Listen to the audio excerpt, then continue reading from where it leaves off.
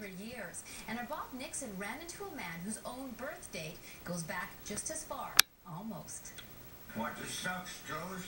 He has just celebrated his 100th birthday, but Herbert Wilson still needs to check on the stock market every day. Today, he's got to squeeze this in before he gets a visit from the RCMP. But the RCMP has been very good for me. 80 years ago, Wilson joined the Mounties, spent 22 years on the force before moving on to security work and opening his own store. But the lessons he learned at the RCMP are ones he's remembered his entire life. Never tell a lie. You can't be successful in the RCMP if you don't tell the truth always. It's a long way to Tipperary. It's a long way to go. We haven't met before. You haven't? No, I'm Sergeant Peter Thiessen. With the RCMP. Yeah, with the Lower Mainland District RCMP.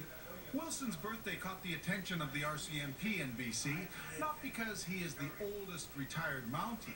In fact, there are two older, but he's the oldest retired member from the musical ride.